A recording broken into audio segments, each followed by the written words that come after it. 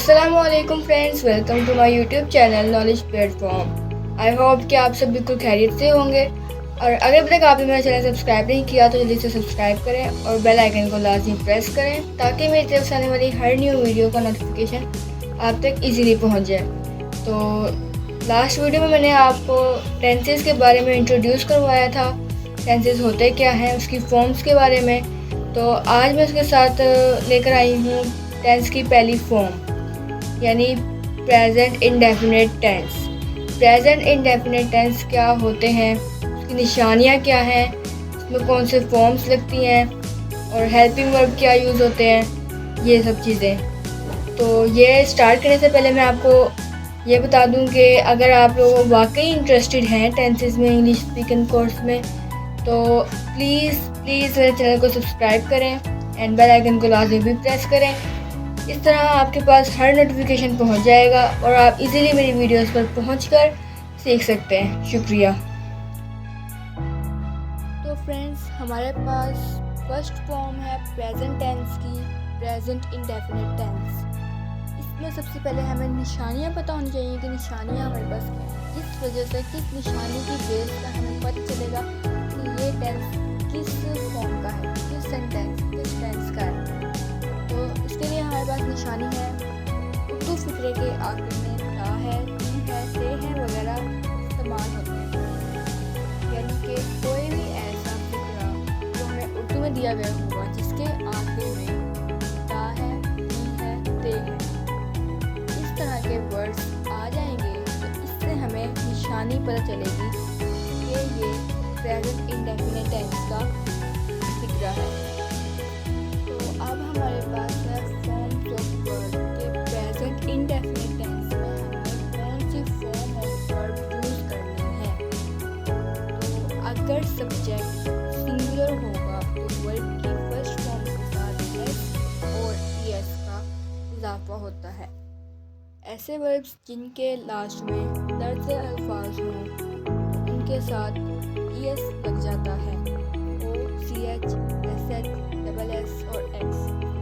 इसमें हमें ये हिंट मिल रहा है कि अगर सब्जेक्ट मैंने आपको बताया था किसी भी वर्क करने वाले शख्स या जगह को कहते हैं।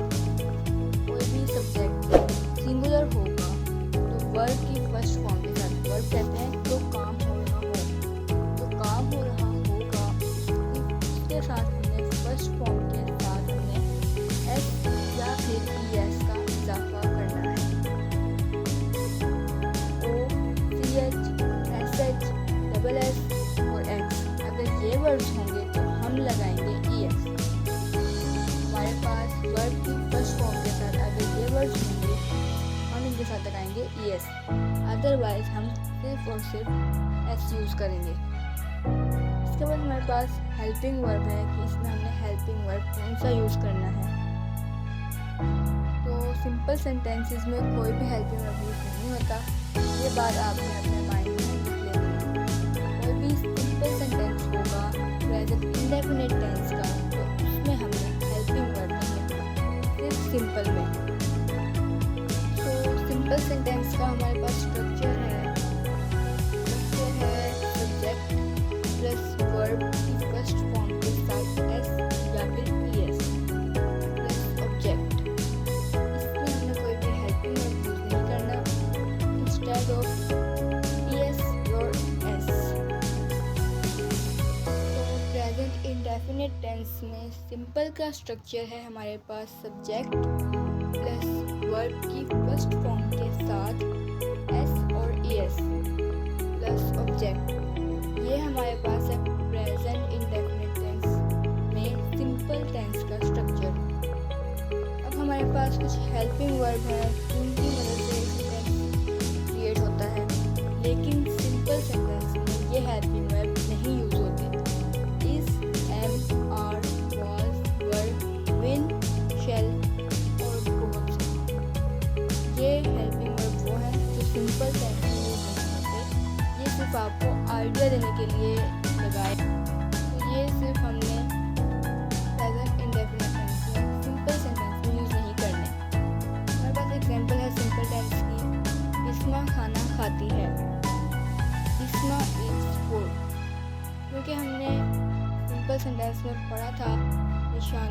कि एस और एस कहाँ लगते हैं। अगर हमारे पास वो वर्ड्स मीन्स के O C H S H double S और एक्स ये होंगे तो हम उनके साथ लगाएंगे ई एस, और अदरवाइज हम यूज़ करेंगे एस का। तो बिस्मा हमारे पास थी सिंगुलर में, सब्जेक्ट सिंगुलर था इसलिए हमने लगाया एस, बिस्मा इज फूड। अब हमारे पास है नेगेटिव सेंटेंस। नेगेटिव सेंटेंस कौन से होते हैं जिनमें नहीं आ जाता है। नहीं मीन्स के नोट, नोट का अगर जो हम उसमें लगा देते हैं, नोट का इजाफा कर देते हैं तो वो बन जाता है नेगेटिव सेंटेंस। इसमें हेल्पिंग वर्ब हमारे पास यूज होता है अगर सब्जेक्ट सिंगुलर हो तो वर्ब मंफी जुमले में हेल्पिंग वर्ब यूज होता है डज नॉट।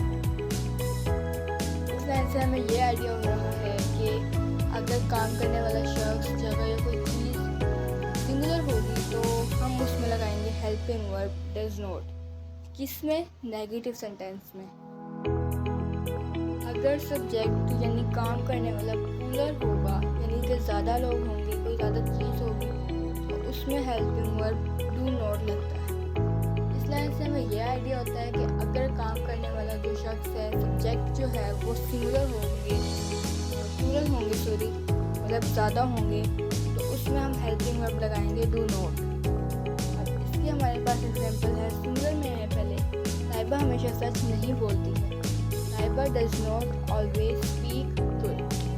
इसमें हमने एस और ई एस का इजाफा नहीं करना। एस और ई एस हमने सिर्फ और सिर्फ प्रेजेंट इंडेफिनिट टेंस में सिंपल सेंटेंसेस में यूज़ करने हैं। सिंपल सेंटेंसेस में हेल्पिंग वर्ब कोई भी नहीं यूज़ होते, इसलिए इसमें हमने लगाना है एस और ई एस।